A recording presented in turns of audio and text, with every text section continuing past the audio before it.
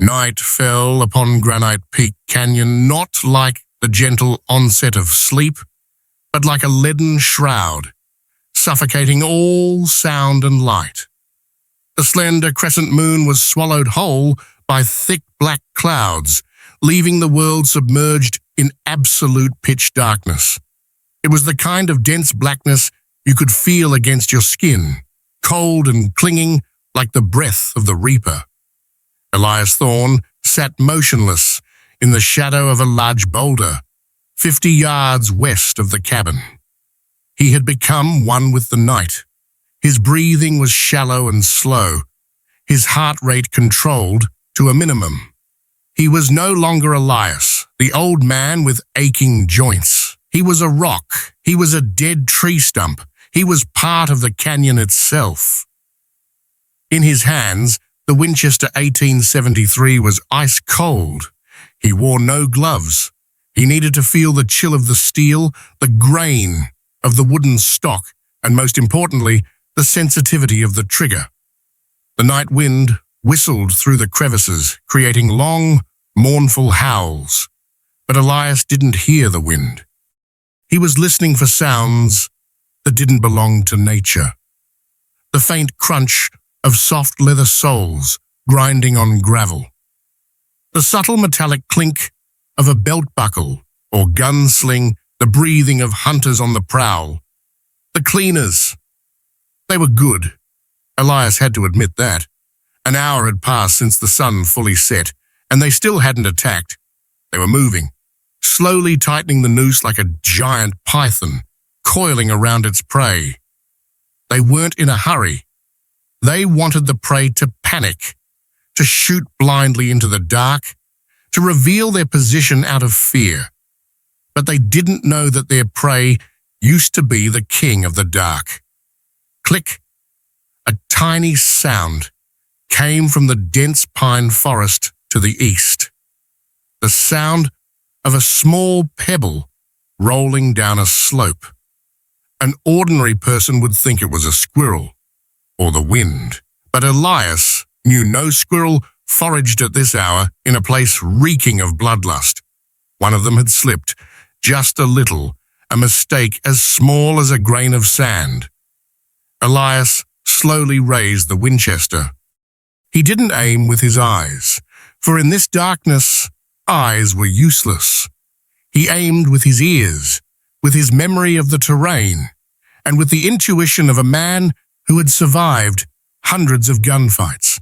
He knew that spot, a rocky slope riddled with tree roots. If the man slipped, he would have to grab the old pine tree next to him to regain his balance. Elias held his breath, his index finger squeezed gently. Bang! The explosion tore through the quiet night, echoing off the canyon walls like rolling thunder. The muzzle flash lit up the darkness for a split second, illuminating Elias's aged, cold face like a statue carved from stone. From the pine forest, a choked scream rang out, followed by the heavy thud of a body hitting hard ground. One bullet, one life. The silence was completely shattered. Immediately the night erupted. Bang! Bang and bang. 3 flashes sparked from 3 different directions. Bullets hissed through the air like fire bees, plowing up the earth around the boulder where Elias hid. Stone fragments sprayed, sharp shards cutting his cheek. They reacted fast, extremely professional. The moment Elias revealed his position, they laid down suppressive fire. But Elias wasn't there anymore. Right after pulling the trigger, he had rolled to his left, slithering into a shallow ditch he had dug that afternoon. He moved through the darkness like a phantom, gliding past thorny sagebrush without making a sound. He heard them shouting orders, short, sharp whistles, mimicking night birds. It was code. They were splitting into 2 flanks to surround the boulder. The boulder he had already left. Elias smiled in the dark. a smile with no warmth. He pulled an object from his belt. A short stick of dynamite, the fuse cut dangerously short. He lit it with the glowing tip of the cigar he had been hiding in his palm. The fuse hissed threateningly. Elias counted silently. 1, 2, 3. He threw the dynamite toward the old boulder where the shadows were closing in. Boom!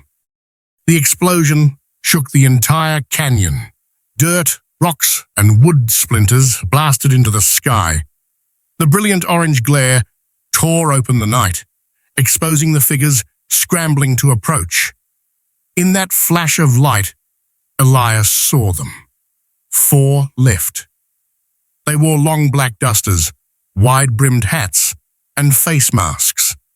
They carried Henry repeating rifles. Not wasting a single second, Elias sprang up from the ditch, the Winchester roaring again. Bang! Clack! Rack! Bang! 2 shots in rapid succession. The man closest to the explosion, stumbling from the shockwave, fell backward, his chest blossoming with blood. The second man screamed, clutching his thigh, collapsing to the ground. But the remaining 2 had regained their composure. They turned their guns toward Elias. He dove into a dirt pit just as a volley of return fire shredded the air where he had stood. A bullet grazed the shoulder of his jacket, leaving a scorch mark and a burning sensation. "He's at 3 o'clock! 3 o'clock!" a hoarse voice yelled. "Kill him! Don't let him breathe!" The gunfight now turned into a brutal game of cat and mouse among the rocks. Elias didn't have the advantage of numbers nor the vigor of youth. He couldn't outrun bullets, nor could he outlast mercenaries in their prime. He fought with his head. Elias moved constantly. Fire 1 shot, moved 10 steps. He used every shadow, every tree trunk. He lured them to shoot at hats he had propped on dry branches. He threw rocks to create false noises, but the cleaners weren't amateurs. After the initial shock, they regained their cool. They realized Elias was alone. They began using overwhelming firepower to pin him down, while a one-man broke off, circling the ridge, to flank him from behind. And that man's target wasn't Elias. He was heading for the cabin. Elias realized it when he saw the muzzle flash from the man's gun moving toward the wooden house. "Sarah!" Elias roared inside his head. He couldn't let them get to her. He lunged out of cover, ignoring the bullets whizzing around him. He sprinted across the open ground, swinging his barrel toward the man sneaking up on the cabin. Bang! Elias missed.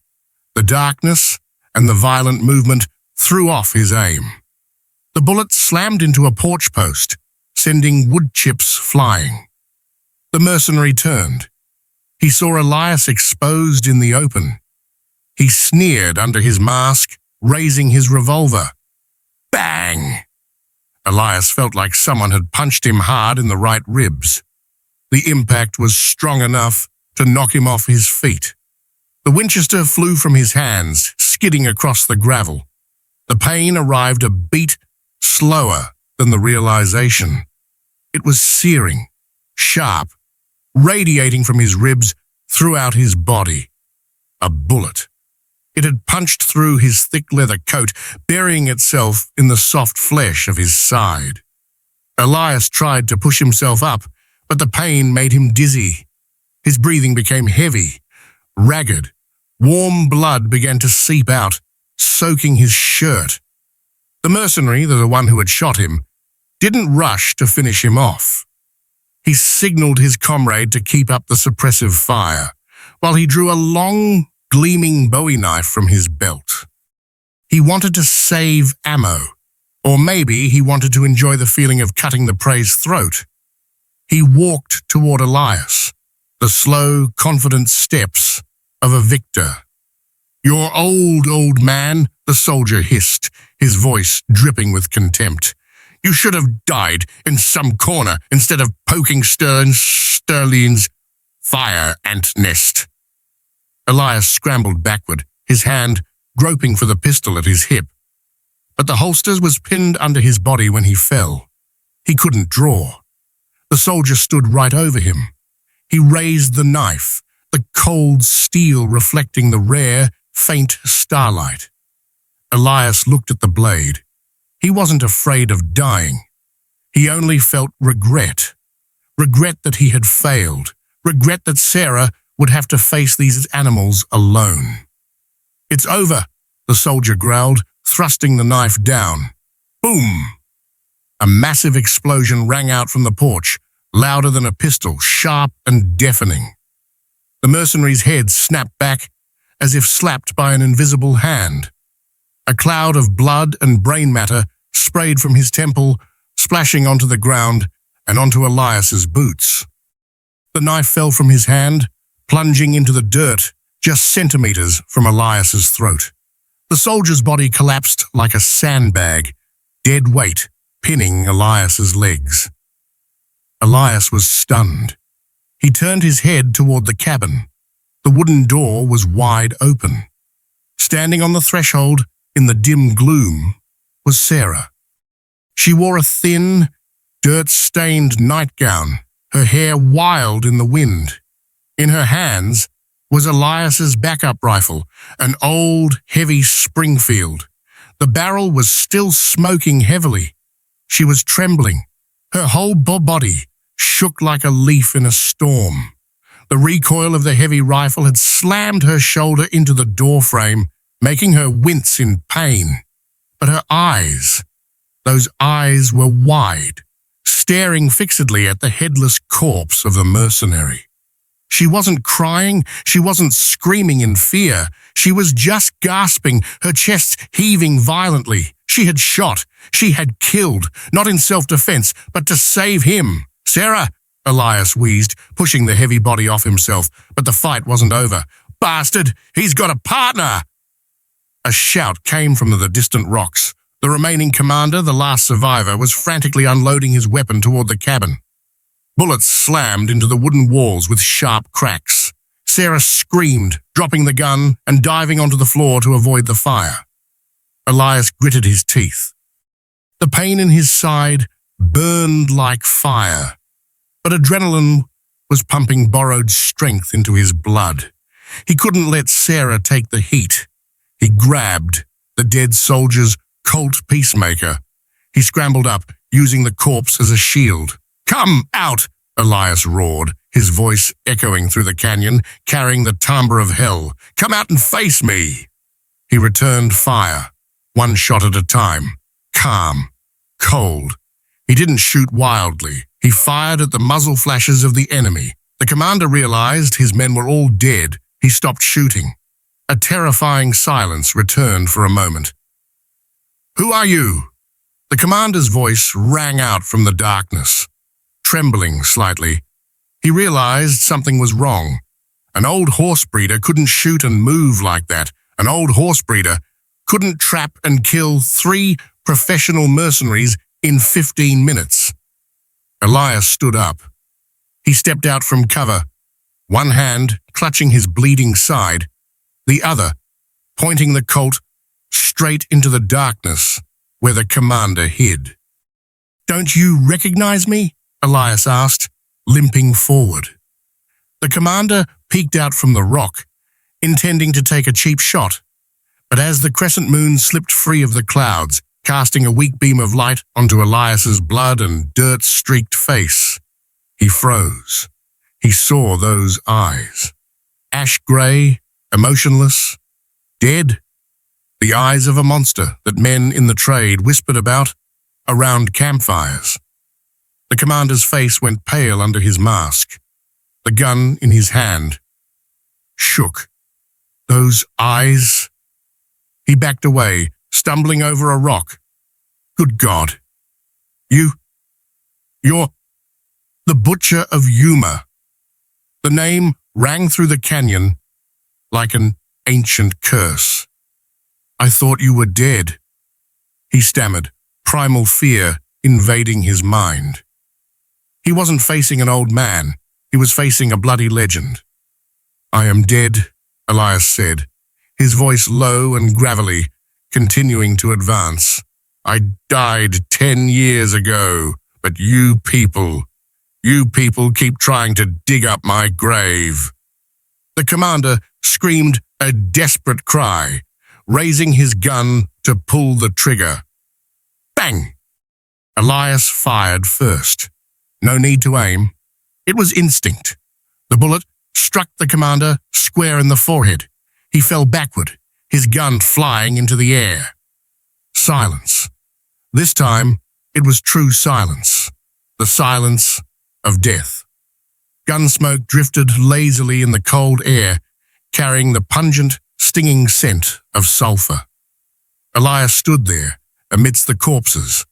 His strength left him as quickly as the blood flowing from his wound. His knees buckled. He braced his hands on the ground, gasping, every breath hurting like knives slicing his lungs. Light footsteps approached from behind. This time, not stalking footsteps, limping, hurried footsteps. Sarah. She ran to him, kneeling on the cold ground, heedless of her thin gown, stained with dust. She didn't look at the bodies around them. She only looked at him. Elias, she called, her voice choked, her trembling hands pressing against the bleeding wound in his side. Hot blood welled up through her fingers. Elias lifted his head, looking at her. His vision was starting to blur. But he still saw her face clearly in the dim moonlight. He waited for the fear. He waited for her to recoil when she realized who he really was. A brutal killer. A butcher. He had just killed 4 men without blinking. He was a monster. But no. In Sarah's eyes, there was no fear, no disgust.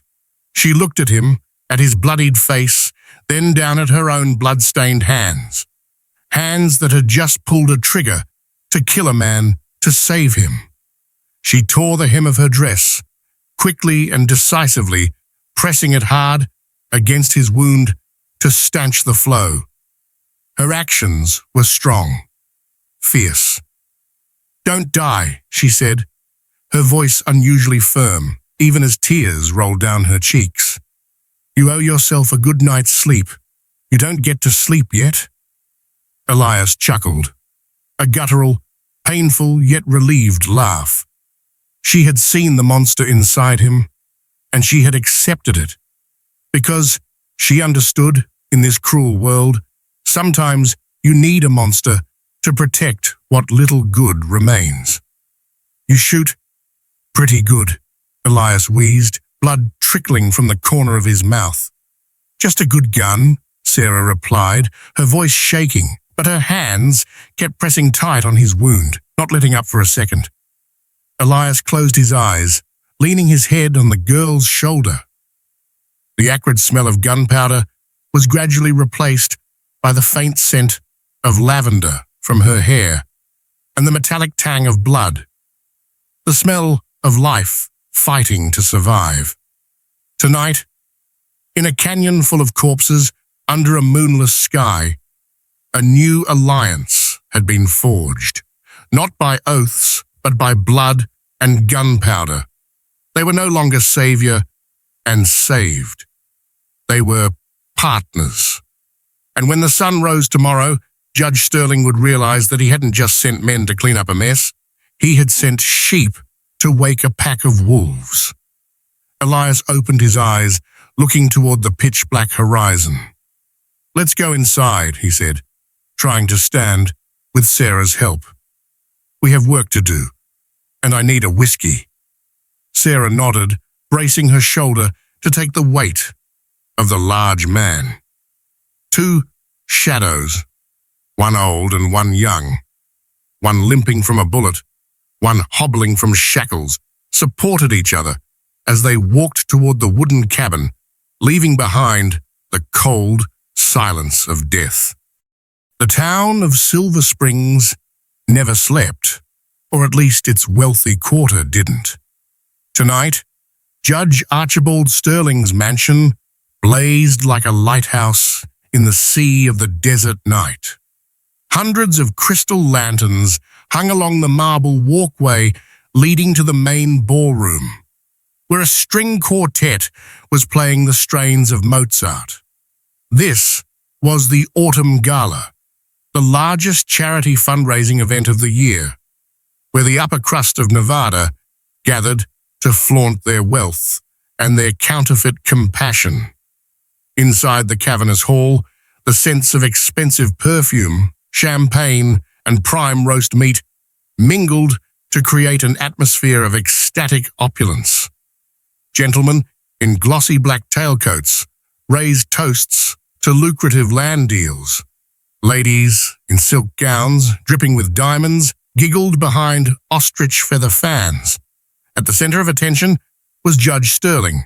He stood on a raised dais, a glass of red wine in hand, his ruddy, benevolent face wearing a gentle smile. He was giving a speech about the future of unfortunate children and plans to expand the Blue House orphanage. "We don't just give them a roof," Sterling said, his voice resonant, warm, and inspiring. "We give them hope. We give them a family." Thunderous applause erupted. Exclamations of "wonderful" and "how noble" filled the room. Sterling smiled, bowing humbly. He took a sip of wine, savoring the tart, sweet taste of power dissolving on his tongue. He glanced at his pocket watch. Past midnight. The cleaners should have sent their report by now. Surely old Elias and that girl Sarah had been dealt with. Their bodies were likely being picked clean by vultures somewhere out in the canyon. Everything was perfect. Clean. Crash! A massive noise from the main entrance severed his train of thought. It wasn't the sound of a door opening, it was the sound of thick oak doors being blasted off their hinges by tremendous force, slamming violently against the stone walls. The music died instantly. The applause ceased. Hundreds of eyes swiveled toward the entrance. A cold wind from the desert rushed in, carrying the scent of raw earth, horse sweat, and the copper tang of blood, crashing violently into the perfumed atmosphere of the party. There, right on the threshold, under the brilliant crystal chandeliers, were two riders of the apocalypse. Elias Thorne sat atop the old black stallion. The beast was heaving, its hooves caked with mud clattering against the polished marble floor. He didn't dismount. He spurred the horse straight into the ballroom. Elias looked like he had just stepped out of a grave. His leather duster was shredded, revealing bandages soaked in fresh blood at his side. His face was smeared with soot and dried gore, his ash-grey eyes burning with a cold fire more terrifying than any gun. Sitting behind him was Sarah. She wore a thin, white nightgown, tattered and stained with red earth. Her messy black hair fell over her shoulders. Her bare legs dangled, and on her left ankle, the purple, bruised scar of the iron shackle stood out hauntingly under the bright lights. Their appearance was like an ugly gash tearing through the perfect painting of the gala. Ladies screamed in terror, shrinking back and dropping glasses. Gentlemen stood frozen, mouths agape, unable to believe their eyes. Sterling dropped his wine glass. The crystal shattered on the floor. Red wine spread across the white carpet like a pool of fresh blood. He recognized Elias, and he recognized Sarah. "Guards!" Sterling screamed, his voice cracking, completely losing his usual composure. "Seize them! They're madmen! They're here to rob!" Two of the large guards lunged from the corners, drawing their guns. Bang! Bang! 2 gunshots rang out, sharp and deafening in the enclosed space, threatening to burst eardrums. Elias still held the reins with one hand. The other held the smoking Colt peacemaker. He didn't shoot the men. He shot the guns right out of their hands. The two large men yelled in pain, clutching their numb hands, backing away in fear. "Whoever draws next," Elias said, his voice not loud, but projecting with authority and deadly threat, "won't just lose their gun." The entire hall went deathly silent. No one dared to move. Even breathing became cautious. Elias urged the horse forward a few steps, right up to the long banquet table laden with delicacies. He scanned the crowd, terrified fatu faces, hypocrites cowering in expensive clothes.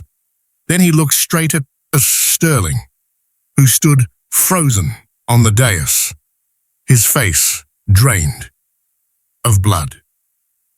"Judge Sterling," Elias spoke, and his voice gravelly, dripping with utter contempt. "Sorry for the delay.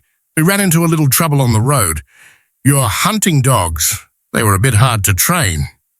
Sterling trembled, taking a step back, bumping into the microphone, which let out a piercing feedback whine. What do you want? Money? I'll give you money as much as you want." Elias gave a dry laugh, a smile that sent chills down spines. He reached into his saddlebag and pulled out a heavy black object. He threw it hard onto the banquet table, right between a roast chicken and a tower of cream puffs. Clang! The sound of metal hitting silver platters was harsh and brutal. It was the iron shackle. The shackle had been chiseled in half, twisted, rusted, and still crusted with dried bits of flesh. It sat arrogantly on the pristine white tablecloth, ugly and cruel, a silent accusation. "You dropped this, Judge," Elias enunciated every word. "I figured you'd need it to explain your definition of family to your guests." The crowd stirred. Whispers began to spread like ripples. They looked at the shackle, then at the wound on Sarah's leg. Horror began to creep into their realization. Some newspaper reporters began pulling out notebooks, hands shaking as they scribbled, camera flashes popping continuously. Sterling panicked. He saw the suspicion in everyone's eyes. He saw his empire crumbling. "Don't listen to him," Sterling shrieked, pointing at Elias. "He's a criminal. He kidnapped the girl. He tortured her. That shackle is his. He's here to blackmail me." He was a good actor. Desperation made him perform better than ever. Some people began to waver. After all, Sterling was a judge, and Elias looked like a bandit. "That's right," a fat banker yelled. "Call the sheriff. Arrest this lunatic." Elias didn't argue. He just turned his head to look at Sarah. "Your turn, girl," he said softly. Sarah nodded. She slid down from the horse. Her feet hit the floor, stinging with pain, but she stood tall. She didn't need the crutch anymore.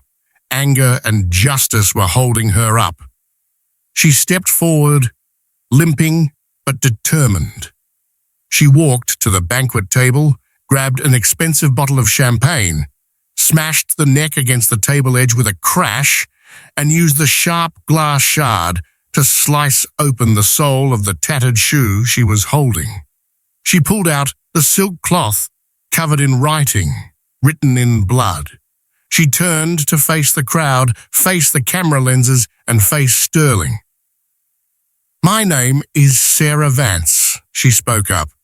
Her voice trembled at first, but then rang out clear and crystal, piercing everyone's conscience.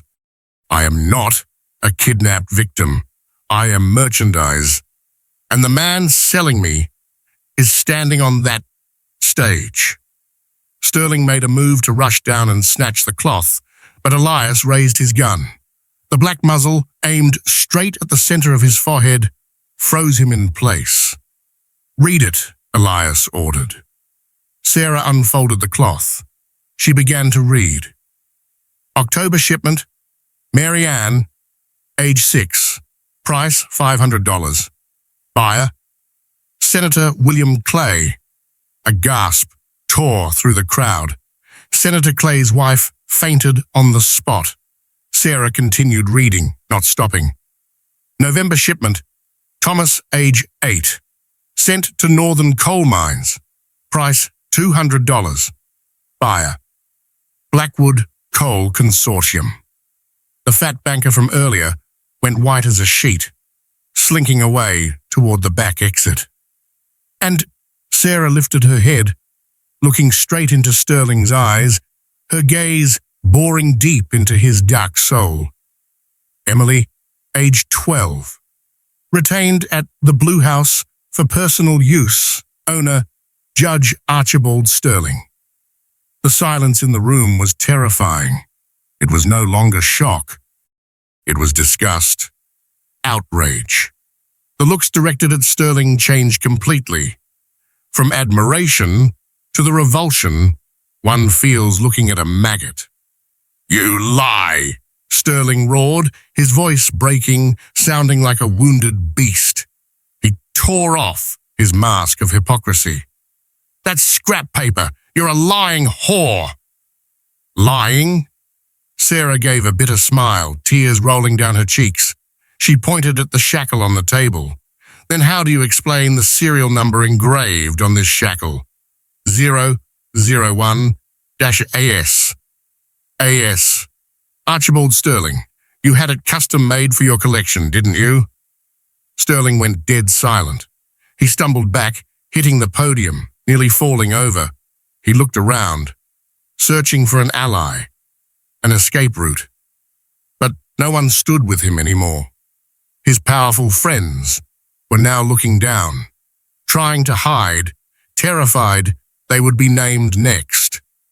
Right then, the wail of police sirens sounded from the distance, but not local police.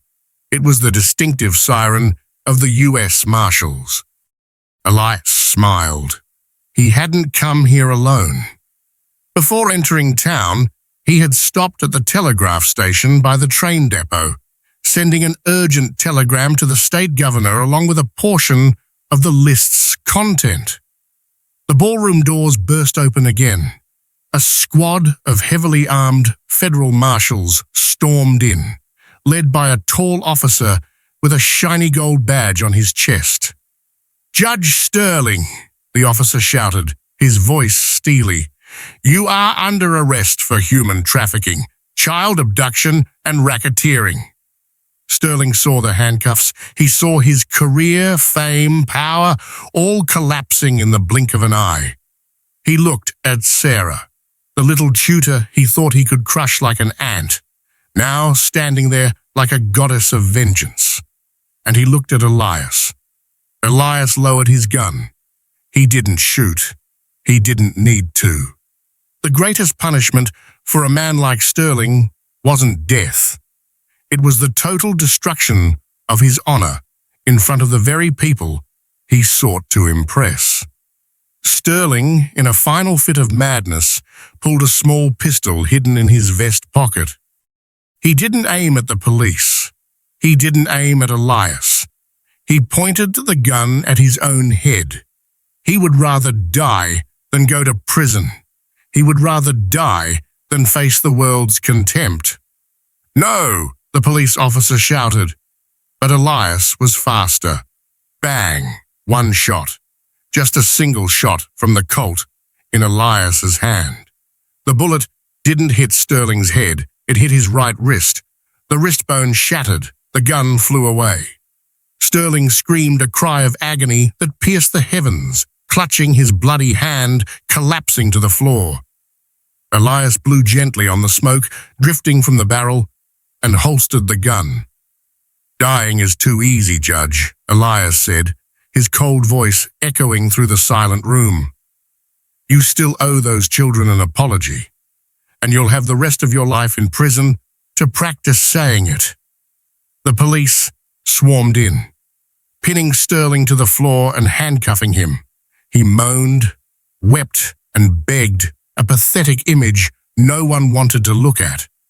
Sarah stood there, watching her enemy being dragged away. She let her hand drop, the silk list fluttering to the floor. She felt her legs wanting to give way. The pain, the exhaustion, and the emotional release hit her all at once. She staggered backward, but a strong arm caught her. Elias had dismounted. He held her up, letting her lean against his shoulder. He looked just as battered, blood from his side soaking his shirt, but he stood as solid as an ancient tree. "It's done, girl," he whispered in her ear. "It's over." Sarah broke down. She sobbed, loud and unrestrained, right in the middle of the magnificent hall in front of hundreds of people.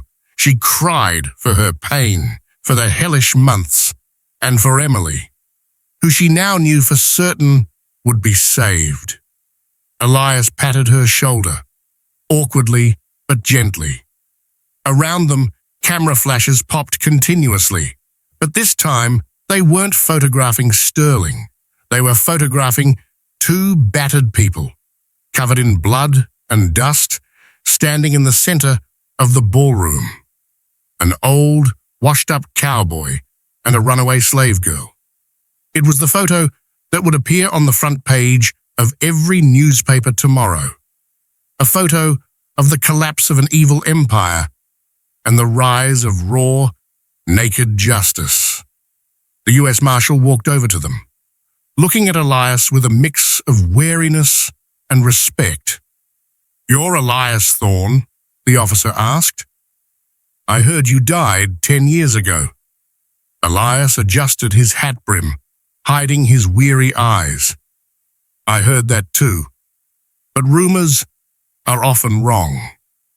"You know you have a lot of questions to answer," the officer said, glancing at the gun on Elias's hip and the wounds on his body.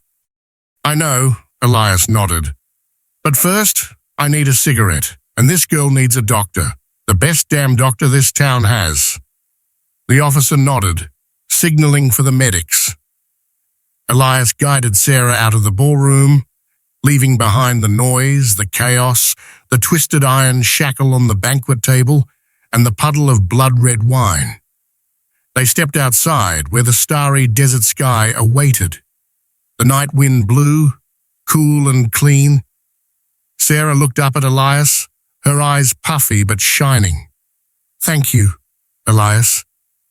Elias didn't look at her. He looked up at the sky, searching for a star. "Don't thank me," he said, his voice raspy. "Thank you for giving me a chance to do something that I can tell God about if I happen to meet him." He pulled a crumpled cigarette from his pocket and lit it. The red ember glowed in the night, illuminating a rare smile of relief on the old bounty hunter's lips. Tonight, the devil's banquet had ended, and dawn was coming, brighter and fairer than ever before. Here is the translation for the final chapter, bringing the saga of Elias Thorne to its conclusion. The collapse of an empire doesn't always begin with the roar of cannons. Sometimes it begins with the shattering of a crystal glass hitting a marble floor. But tonight, at Judge Archibald Sterling's opulent mansion, that collapse arrived with a chaotic symphony, the wailing sirens of police wagons tearing through the night, the desperate screams of men who thought themselves gods, and the cold, decisive click of handcuffs locking around wrists. The magnificent ballroom, which just minutes ago had been filled with Mozart and false toasts, now looked like a battlefield of ruined luxury. Pristine white tablecloths were dragged askew, gourmet food was trampled, and red wine flowed across the floor, mingling with streaks of fresh blood to paint a grotesque abstract masterpiece. The scent of expensive perfume was now completely overpowered by the acrid stench of gunpowder, the sweat of fear, and the metallic tang of exposed crimes. Archibald Sterling, the most powerful man in Silver Springs, who once held the lives of hundreds in his jade-ringed hand, was now being dragged away by the armpits by two large federal marshals like a sack of garbage. His right hand, the hand that had signed unjust death warrants and caressed innocent children, was now pulp, courtesy of Elias's bullet. It was crudely bandaged with a gold-embroidered napkin, blood seeping through the bright red cloth, dripping drip onto the floor like belated tears. He was no longer screaming orders. He was weeping. Tears of terror and cowardice washed away the layer of pious powder, revealing the wrinkled, shriveled face of a pathetic failure. His expensive tailcoat was rumpled, stained with dirt and wine. He tried to turn his head, searching for a look of pity, a savior among his powerful friends. But there was no one. Senator Clay was in cuffs. The bankers and mine owners kept their heads down, trying to hide from the flashbulbs of reporters who circled like sharks smelling blood. Sterling looked up at Elias one last time as he was hauled over the shattered threshold of the main entrance. In that look was extreme hatred, but mostly confusion. He didn't understand. He couldn't fathom how an old, washed-up bounty hunter, a ghost past his prime, a man he considered a bug beneath his boot, could bring down his entire fortress in a single night. He had calculated every move, bribed every official, silenced every witness. He had forgotten to account for only one variable, the power of a man with nothing left to lose but his own conscience. Elias didn't look at him. He didn't even spare his enemy a glance of contempt. He was busy lighting a cigarette. His hands, rough and caked with dried blood, shook slightly as the adrenaline drained from his body, but the flame from the match still flared up, illuminating a face covered in scratches but strangely calm. He took a deep drag, letting the acrid smoke fill his lungs, chasing away the stench of hypocrisy that hung over the place. Outside, news spread faster than wildfire in a drought. The telegram Elias had sent to the governor before walking into the lion's den had triggered an irreversible chain reaction. That very night, while the Devil's Banquet was underway, another special unit of U.S. Marshals had quietly raided the Blue House. Reinforced iron gates were breached with sledgehammers. Guard dogs were neutralized. The secret cellars, prisons for broken angels, were illuminated by the flashlights of justice. Elias didn't need to be there to know what was happening. He could imagine the scene. Children huddling in the dark, terrified of the strange light, then breaking down when they realized the chains were gone. Emily, the girl whose name was at the bottom of the blood list, would be found. Her freedom was the final piece to complete the portrait of atonement Elias had painted with his own blood tonight. Justice, which had slept too long in this lawless borderland, had woken up tonight with a terrifying and complete fury. But Elias Thorne didn't care about the glory. He separated himself from the chaotic crowd, walking out of the ballroom and sitting down on the cold marble steps of the front porch. He sat there, alone, like an old boulder forgotten in a manicured garden. Marshal Crowe, the commander of the federal marshals, stepped out of the house. He paused, looking at the reporters swarming Sarah Vance near the ambulance, then turned to look at the solitary man smoking in the shadows. Crowe understood this man. He understood the price people like Elias paid to keep the world from being swallowed by darkness. Crowe approached, holding 2 glasses and a bottle of liquor he had just confiscated from Sterling's cabinet. Not bubbly champagne, but aged bourbon. A drink for hard men. "You're bleeding a lot, Thorn," Crow said, his voice warm and deep, sitting down next to Elias without ceremony. He poured the drinks and handed one to Elias. Elias took it, his blood-stained hand touching the exquisite crystal glass in an ironic contrast. He took a sip. The amber liquid flowed down his throat, burning hot, soothing the dull ache in his side where the bullet had grazed him. "I've had worse," Elias replied, his voice raspy from smoke and exhaustion. "Old blood runs slow, Marshal. It's as lazy as its owner." Crow chuckled, a short but genuine laugh. He sipped his drink, his gaze drifting toward the town bustling with lights. "The governor wants to see you," Crow said, shifting to a serious tone. "There will be medals, there will be a ceremony, and reward money. The bounty on Sterling and his ring is enough for you to buy a big ranch in Napa Valley, California. You could grow grapes, raise horses, live in comfort for the rest of your life without ever touching a gun again. They're calling you a hero, Elias. Tomorrow your name will be on the front page of every paper from here to New York." Elias turned to look at Crow. He smirked. A sad, tired, and cynical smile. His eyes were deep as dry wells, holding things that medals and money could never touch. "Hero," Elias repeated the word, as if tasting something bitter. "Marshal, you know my file. You hunted me 10 years ago. The Butcher of Yuma. That is my name.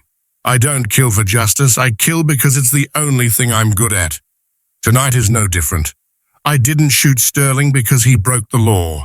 I shot him because he kept me awake." He drained the glass and set the empty vessel on the stone step. The glass clinked against the stone, a clear, lonely sound. "I don't need a medal. A medal won't cover the scars, and it won't make the nightmares go away. I don't need the bounty either. I have enough money for my coffin, a simple pine box. That's enough." "Then what do you want?" Crow asked, swirling the liquor in his glass, looking at him with genuine curiosity. "You turned this whole town upside down, put your life on the line, went up against an entire power system, just to walk away empty-handed? Nobody does that, Elias." Elias didn't answer immediately. He looked toward the ambulance. There, under the yellow lights, Sarah was sitting on the tailgate. Her leg was bandaged. She was holding tight to a thin blonde girl, whose large eyes still held fear but were beginning to shine with belief. It was Emily. The sisters held each other and cried, but these were tears of reunion, of happiness bursting forth after a long nightmare. Elias watched Sarah stroke her sister's hair, whispering words of comfort. He saw her shoulders shake, not from pain, but from relief. "I'm not empty-handed," Elias said softly, his voice softening to almost a whisper to himself. "I got what I needed." Crow followed his gaze, seeing the reunion. The seasoned lawman nodded in understanding. A silent respect welled up inside him for this rugged bounty hunter. Crow stood up, dusting off his pants, adjusting his wide-brimmed hat. "All right, Thorn. I'll report that you left before we could take your statement. I didn't see you here, and I never heard you say anything." He paused, placing a hand on Elias's shoulder. "But remember one thing.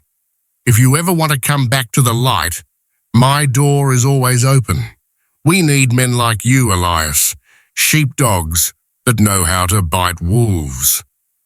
"Thanks, Marshal," Elias replied, touching the brim of his tattered Stetson. "But I'm used to the dark. The light hurts my eyes. Besides, sheepdogs have to obey the master, and I hate leashes." Crow smiled. Turning to walk back toward the crowd, leaving Elias alone with the fading night. Dawn broke over the Nevada desert, brilliant and glorious like a promise from God. A massive blood-red sun rose from the east, painting the endless dunes in gold, banishing the cold ghosts of the dark. The first rays of sunlight pierced the thin mist, making the dew on the cacti sparkle, turning this land of death into a magnificent golden sea. The morning air was crisp and cool, carrying the pungent scent of sagebrush and freedom. The Silver Springs train station was noisy with the hiss of steam, venting from a massive, glossy black locomotive. The Western Star was preparing to depart, the engine panting like an iron beast eager to run. It would take passengers away from this harsh frontier to the civilized cities, the East, where laws were written on paper, not with bullets. Elias leaned against a rough wooden post at the station, his long shadow stretching across the planks. The old black horse stood beside him, occasionally tapping a hoof on the ground, snorting with impatience to return to the stable. Sarah approached from the waiting room. She looked completely different. The torn, blood-stained nightgown was gone. In its place was a pale blue cotton dress, simple but clean, donated by the town's Women's League.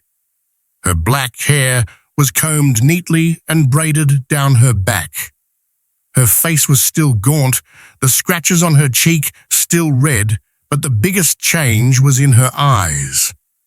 Her brown eyes were no longer deep pits, holding the fear or despair of a hunted animal.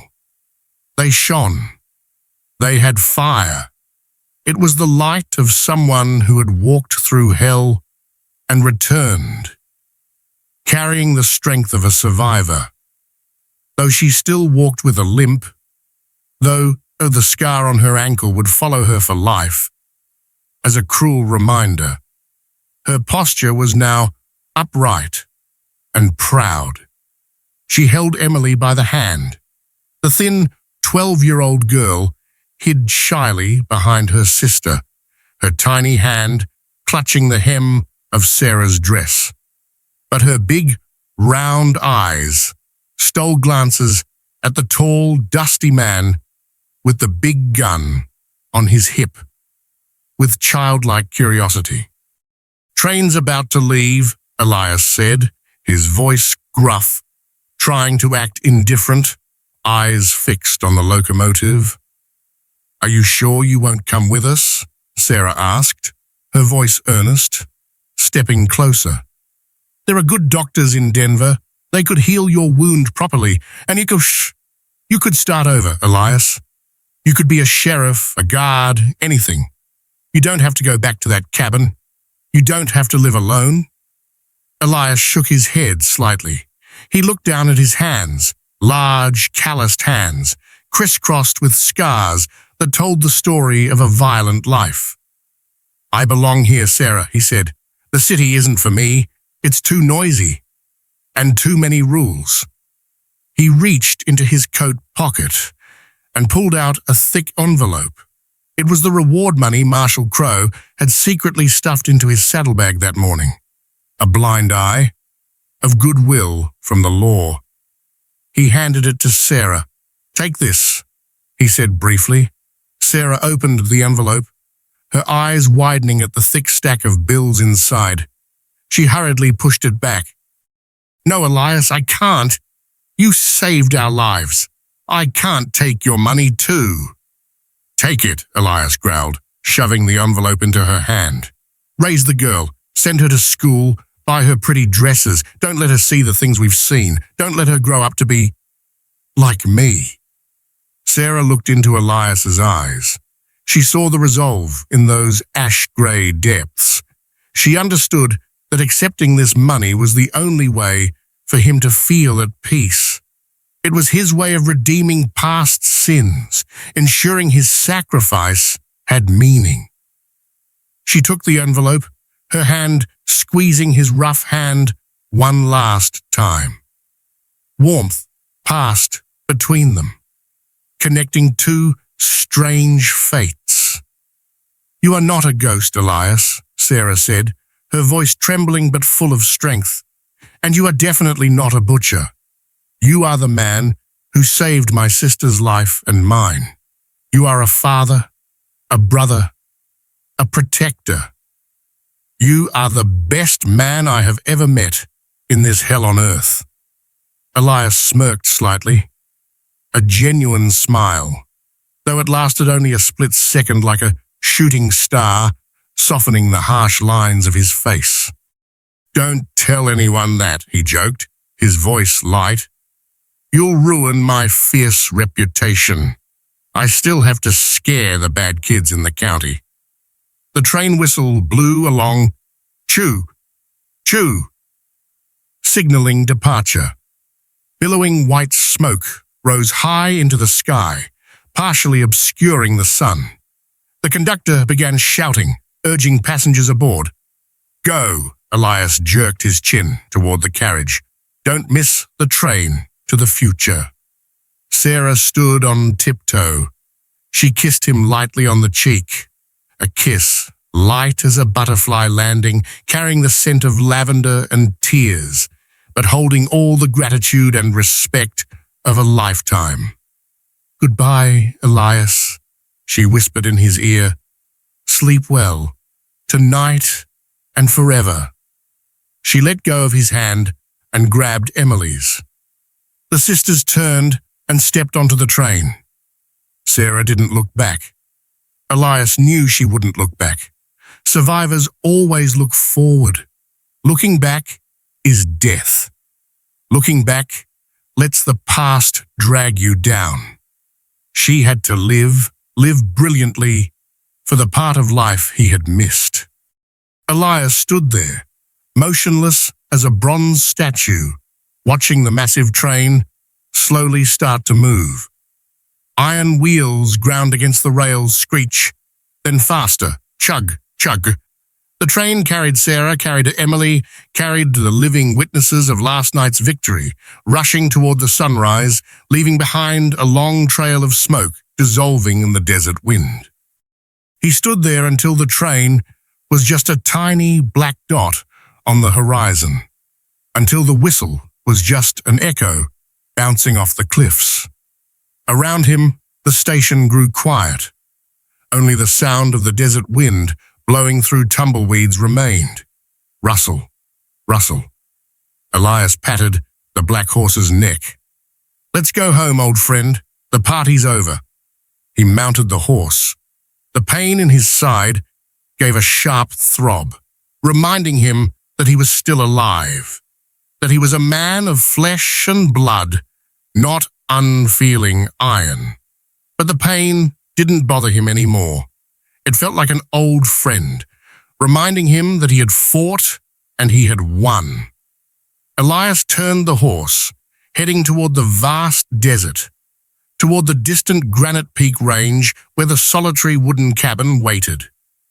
Passing the spot where he had found Sarah 3 days ago, that fated spot beside the dead cactus, Elias unconsciously looked up at the sky. The Nevada sky today was blue. A deep, towering, heartbreakingly pure blue. Not a wisp of cloud obscured the view. Sunlight bathed everything in a coat of golden shimmer. And most importantly, not a single vulture. The scavengers had gone. The sky was completely empty. Perhaps they knew there was no more death here, or perhaps they knew that death himself was passing through, and they had to yield the way with awe. Elias lit another cigarette, the last in the pack. He loosened the reins, letting the horse find the familiar path. He leaned back in the saddle, feeling the warm sun, no longer punishing as before, warming his tired old shoulders. In his head, the screams of the past, The mournful cry of the child in Yuma, the deafening gunshots of last night, Sterling's pathetic wails. All were gradually subsiding. They sank, deeper and deeper, into a still lake deep within his soul. "I'm not a hero," Elias told himself, smoke drifting around his hat brim. "I'm still Elias Thorne, the man with blood on his hands. Society out there will never accept me. Heaven probably locked its gates against me long ago." He remembered the look in Sarah's eyes as she stepped onto the train. Eyes bright with hope for a new life. He remembered the shy but warm hand of little Emily. 2 lives, 2 futures. He had wrestled them from the Reaper and given them back to the world. He had paid the debt. Not a debt to society, not to the law, but a debt to his own tattered conscience. The scales in his heart, after 10 years of tipping towards sin, now trembled slightly and found a fragile balance. Elias took a long drag, exhaling into the void, watching the smoke vanish into the azure sky. But at least, he thought, the corner of his lips curling into a satisfied smile, the smile of a man who had finally found freedom. "Tonight, I'll have a good sleep, a sleep without dreams." The shadow of the old rider and the horse stretched long across the sand, solitary but free, gradually shrinking until they merged into the vastness and mercy of the endless desert. Elias Thorne had returned to his world, the world of shadows, but this time the shadow was no longer dark. It was peaceful,